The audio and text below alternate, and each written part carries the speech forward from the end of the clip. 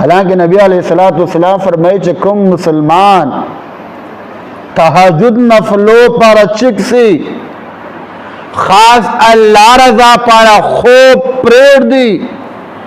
نبی علیہ السلام فرمائی اللہ کریم فرشتو تو فرمائی او دے ما فرشتو او گورو ما یو بندہ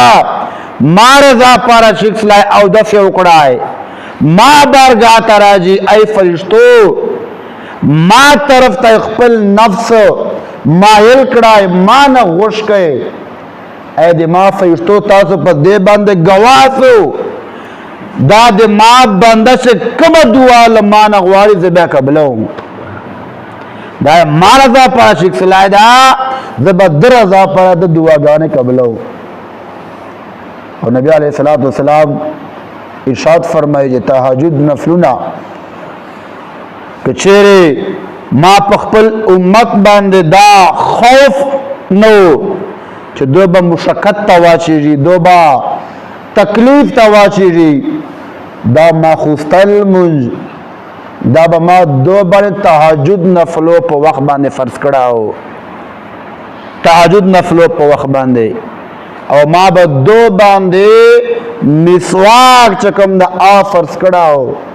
فما دا خپل امت مشکت خوف دا چاہ با مشکت تواچی جی. نبی علیہ السلام فرمائی افشو السلام تاسو سلام پہلاو کہو سلام سے پہلاو کہو عرشہ بنے سلام اچھو مشر دا کشر دا جوان دا کورچ دا خور دا مور دا کوروال دا دورا پوری کتابو سے راغلی دی کہ چکو کورچ کا اچوک نوو بیا جکلا کور تا گڑیرے بیا سلام رشوا جکم اگا محافظ فرشتے دی آب سلام جواب در کہے. نبی علیہ السلام فرمائی سلام پہلاو کہو افشو السلام وطعم الطعام اور مسکنان و باندے کانا خوراک کہو غریبان و مسکنان و باندے خرچہ کہو وصل الارحام اور نبی علیہ السلام فرمائے رشتہ دران و سرت تعلق جوڑاو تعلق کٹ کھو ما وصل الارحام رشتہ دران و سرت تعلق جوڑاو. نبی علیہ السلام فرمائے او تاسو شپے تہجد نفلو تا چگیرو نو اللہ کریم بتاسو قیامت پو رج باندے سلامتی سر جنت تا داخل ہے سلامتی سر. اور بل حدیث مبارک تا نبی علیہ السلام فرمائے چکلا قیامت رج سی اللہ کریم طول مخلوق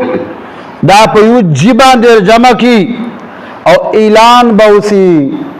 چا آکسان دے چکسی چا اشپے با چکسلو